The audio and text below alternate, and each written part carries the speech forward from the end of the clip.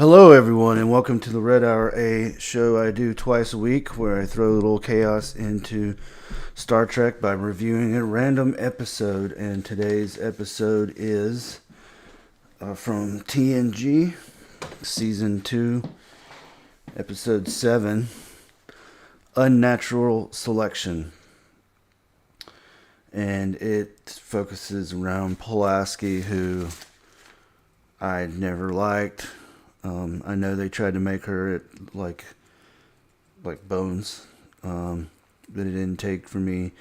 There might be some in season 2. There's a few good episodes. Measure of a Man, which is probably one of my favorite, probably top 10 TNG episodes of all time, and some other ones I can't think. I'd have to look it up, but.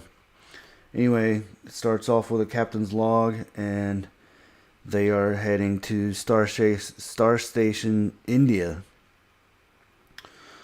And Picard pulls Troy into his ready room and wants to discuss Pulaski and what does she think about Pulaski. Because she's new to the ship, Dr. Crusher's gone. In the show, she has gone to Starfleet Medical. In reality, I'm not sure. I don't remember what happened.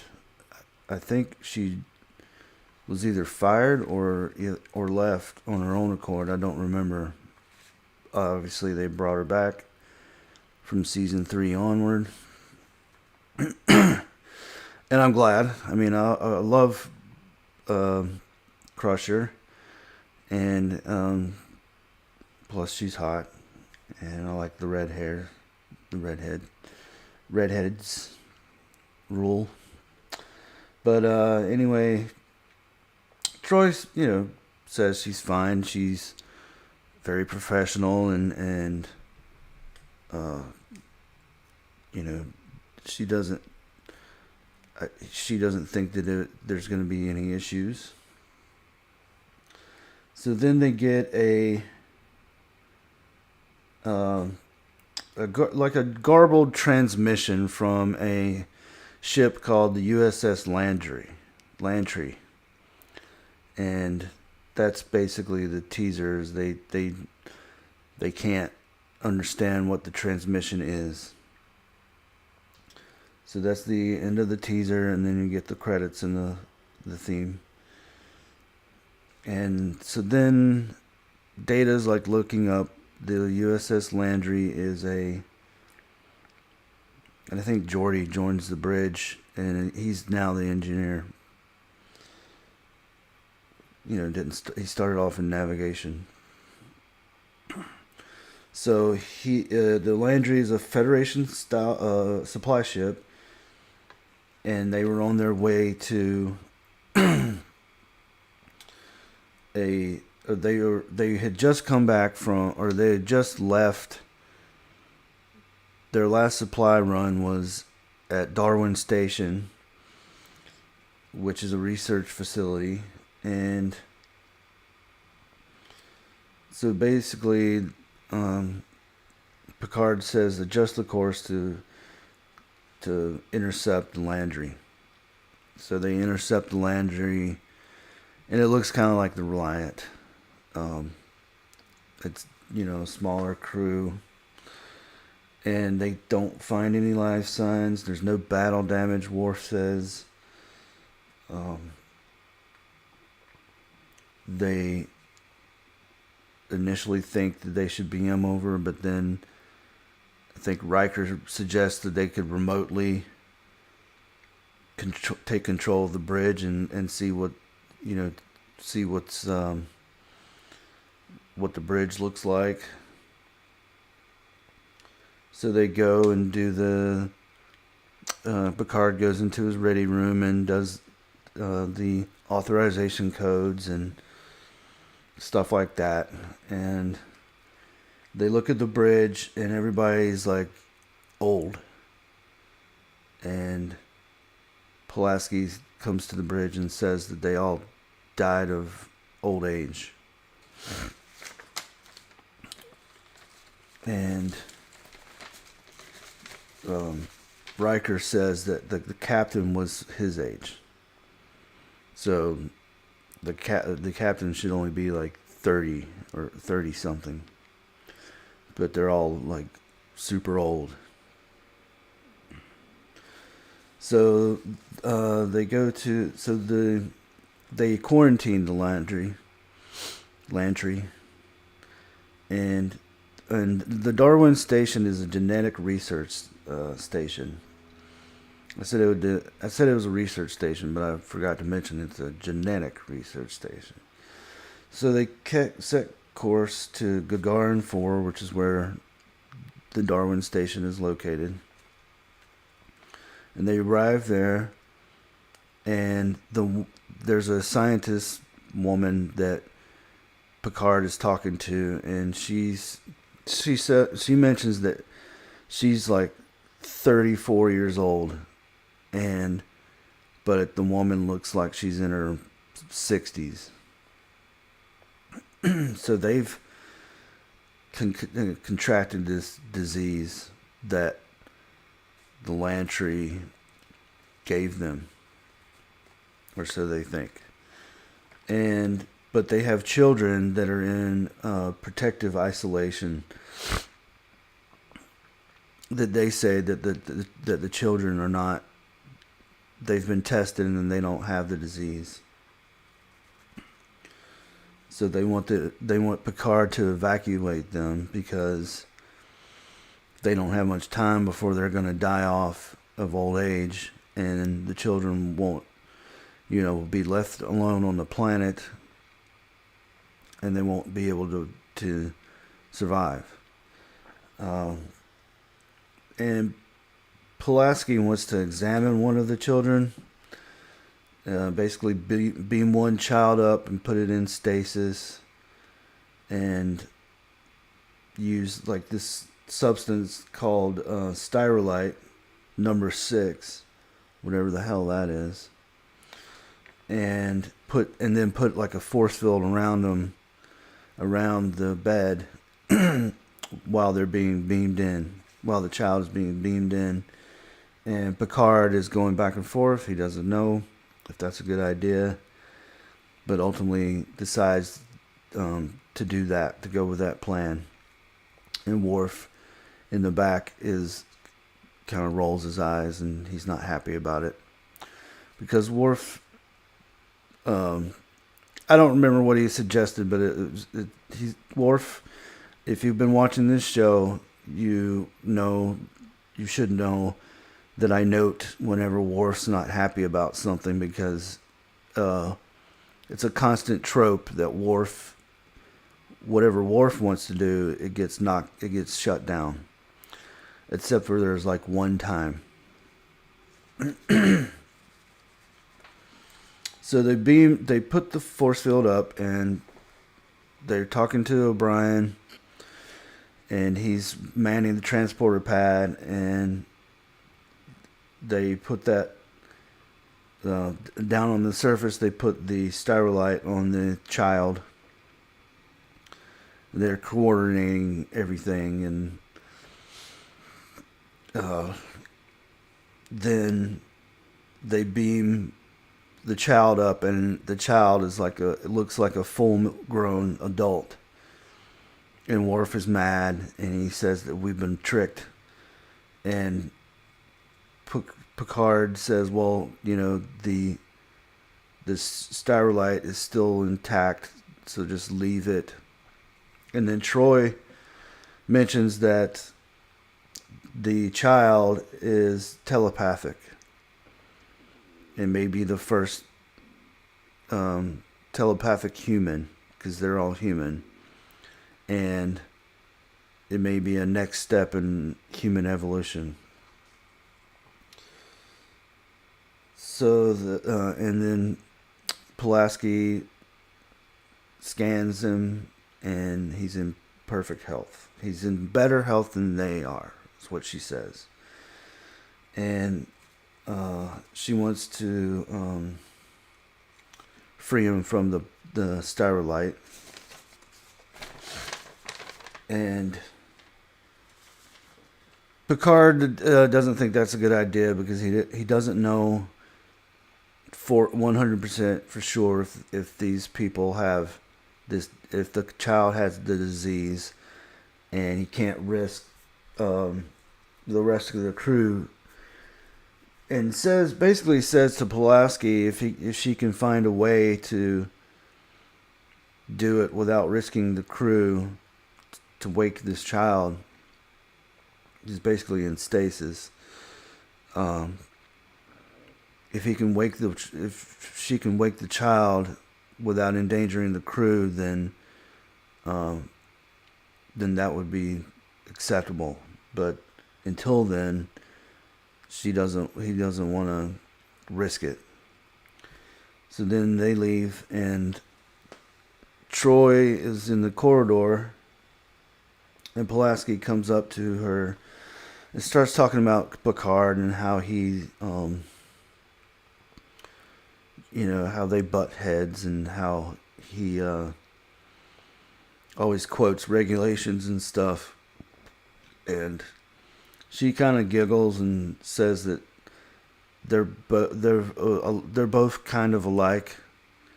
They just don't realize it. And then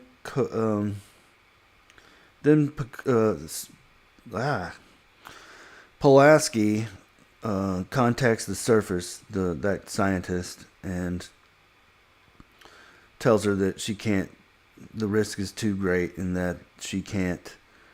She has to beam the child back down, and the scientist is pleading with her to try to find another way, So she tells her to stand by, and then she goes to Geordi and asks about what would be the best way to find like an isolated,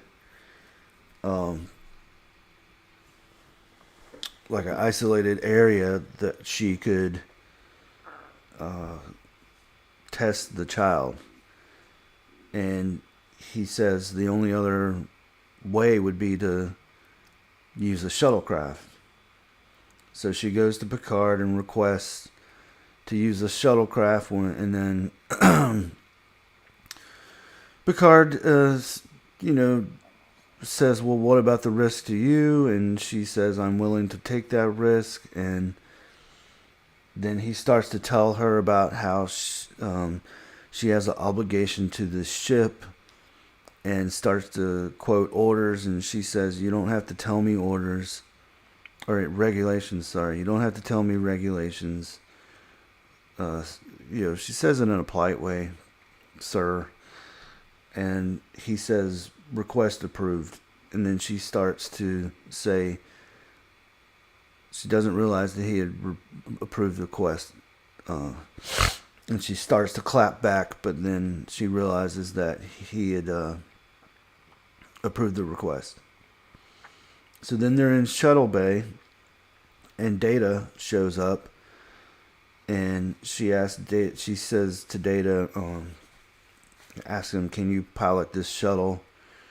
And he says that he can, and that in Starfleet Academy he had passed all the exams and blah blah blah. And she basically shuts him up, and they go onto the shuttle and fly out of the shuttle bay. And there's a little bit of a launch sequence that they do. And then Picard is wishing her good luck on the bridge. And you see the shuttle fly out. She says like 300 meters away from the ship. So then they take that substance off, and the child sits up, and he doesn't say anything verbally, but she's responding to him because he's telepathic. And then Data scans Pulaski and says that she's fine. And then she's scanning the child, and then all of a sudden gets like an arthritic attack. and she's now infected with this disease. So turns out the children are do carry the disease, but aren't affected by it. So they beam the child.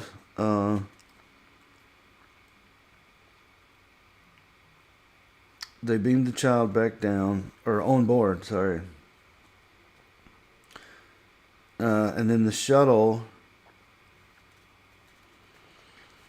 Oh, I'm way past on my notes. Okay, so Pulaski goes back to the surface of the station, where the research station is, and so they're trying to figure out, like, now that they know that Pulaski's got this disease, is there anything they can do to reverse it? And they're basically talking about using the transporters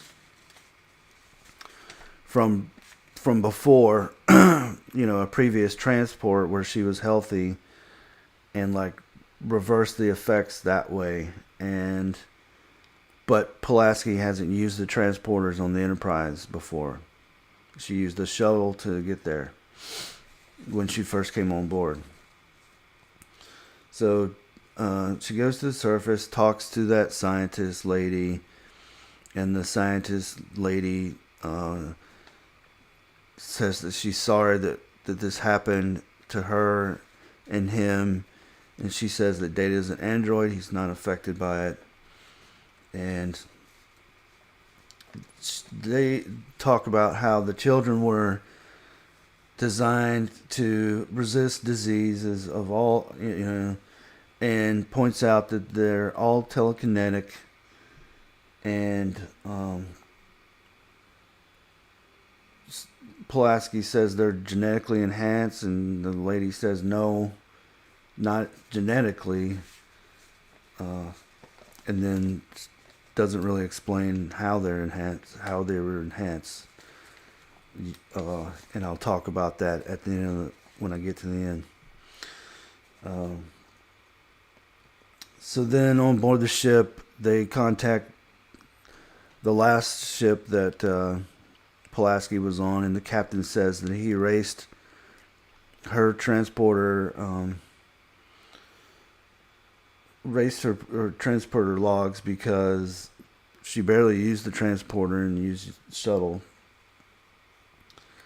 And then back on the surface, they say that the first officer of the Lantry had some sort of alien flu, and that triggered the children's immune antibodies that created this disease. So the they're the carriers of the disease, and that's how these people got the disease. Their antibodies created the disease by trying to fight off the flu. And so they're the cause, basically. And Pulaski is like rapidly aging, and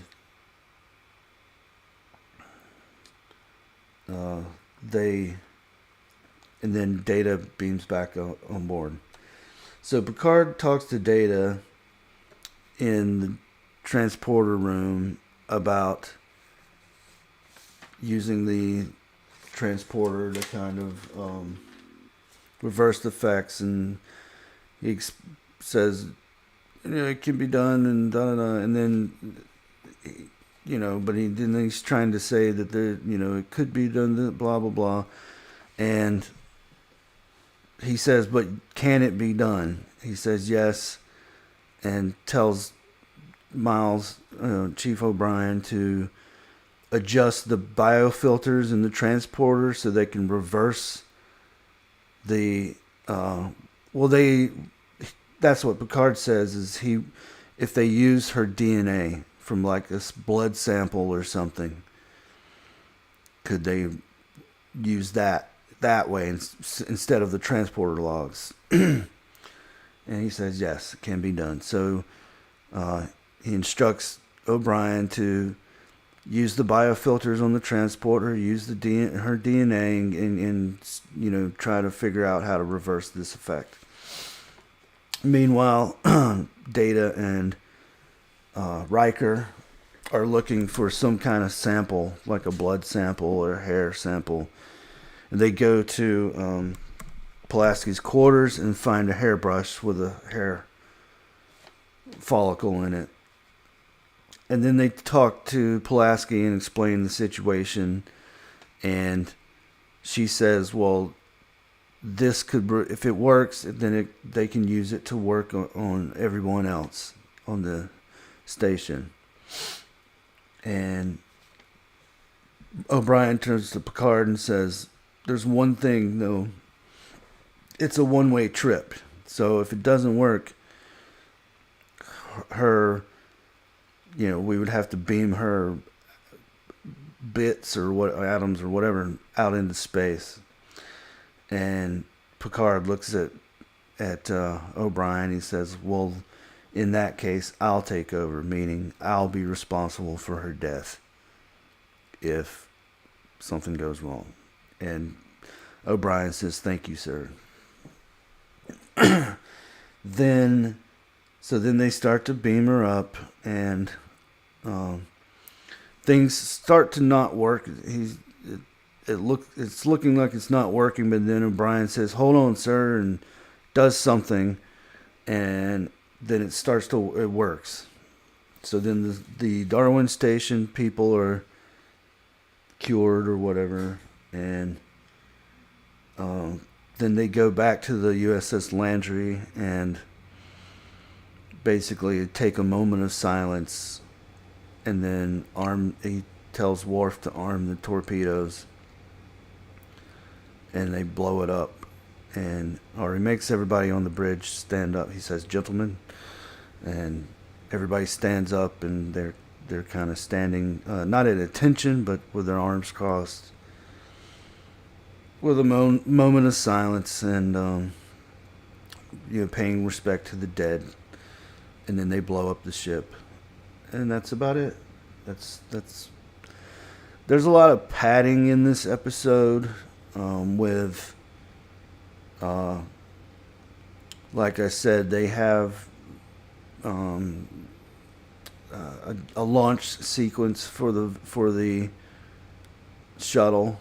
It's not a big one. It's not like sometimes on on the original series you'll see the shuttle come in, and you'll see people standing up top, and you can see them through the window, and they're like kind of guiding. It's kind of like at the airport where they're doing like this or whatever, or in Star Wars you see it too. Just little stuff like that for people that are gearheads or like ship porn or whatever you want to call it. The sequence where Picard had to do the authorization codes to get control of the Lantry, which we also see in the Wrath of Khan. That's where they introduced that idea, I guess. Is they might have done it in the Doomsday Machine, maybe, but stuff like that, little technical stuff that the first couple of seasons did a lot of, which I appreciate, and that's why I'm giving it the score that I'm giving it, because it's not like an exciting episode, and it's a little bit of rehash of the Deadly Years, where Bones and, or was it Spock too? I know Bones and Captain Kirk were rapidly aging from some disease, and it's like a rehash of that, and so but a lot of the first two seasons are either rehashes or scripts that they never got to when they were doing the original series, or scripts from like the Phase Two that they never got to because then they ended up doing the movies because Star Wars came out. Uh, so the little technical stuff, I'm a sucker for some of that stuff. I mean, I think in the motion picture it goes on a little too long, but I do have a much deeper appreciation for that movie since the 4K release, director's cut release, which I have, and I've watched it quite a few times since it came out. That was been what, 2 years now. It's really good, you know. And, it's the most Star Trek-y of the Star Trek movies, as far as closest to like the series. So I gave it a 3 out of 10 because it's not a great episode, but there's some elements. It's good, you know. I mean, I can't think of too many episodes that would go below that. So that's a low number, but maybe the Shades of Grey would get like a 1, because there's some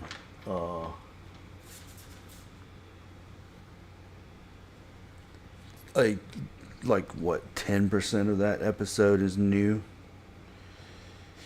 But anyway, it looks like there might be some people in the chat.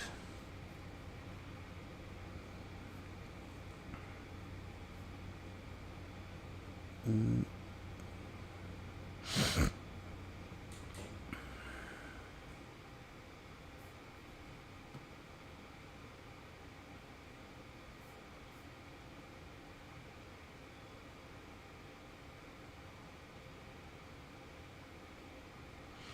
Okay, DJ Play Nice is here. Good evening. Michelle Ferry's here, and Michelle Ferry says, "I really need to rewatch Next Generation. I don't remember this episode. I remember this episode, but when I selected it yesterday, I got a few elements wrong, because there's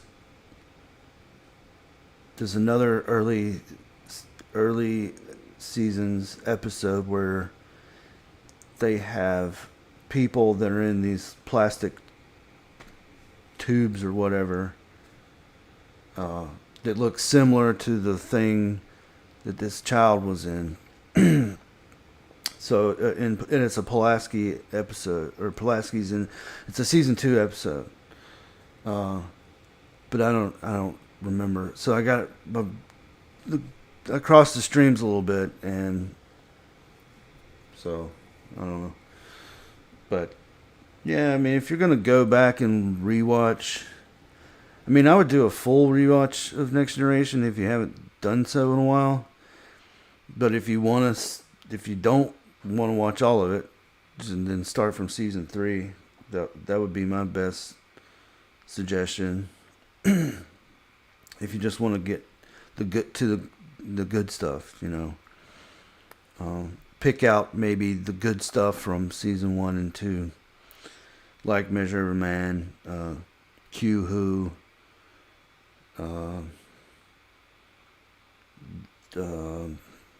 there's a couple of Q episodes,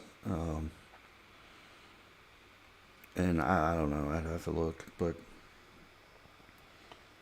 so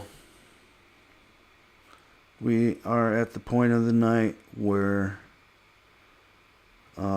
fate chooses the next episode. But I'm glad people showed up tonight. Thank you.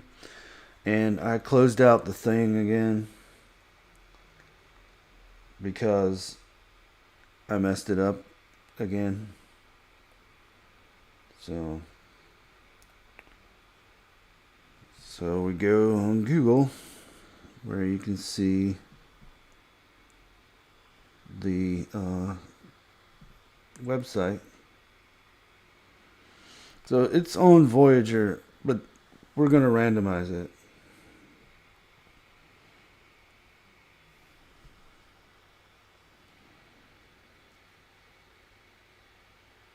Voyager Season 6, The Haunting of Deck 12. I'm pretty sure I already did that. So, let's double check.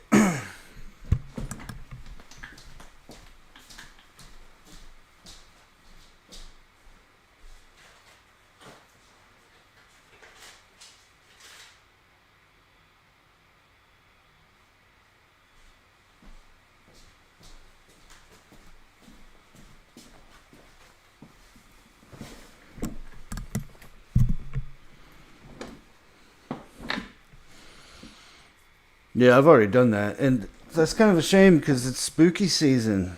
That would be a great one to do at this time. But I've already done The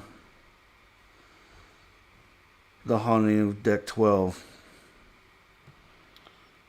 So we're going to randomize it again. So Haunting of Deck 12. Already done.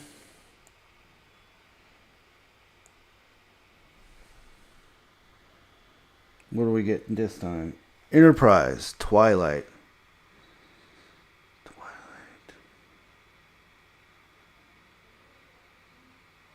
I don't think I've done that one. So we're good. So we're Enterprise, Season 3, Episode 8, Twilight. So that'll be next Wednesday at 8 o'clock p.m. Eastern Standard Time. This is the Red Hour. I am the Dead Man.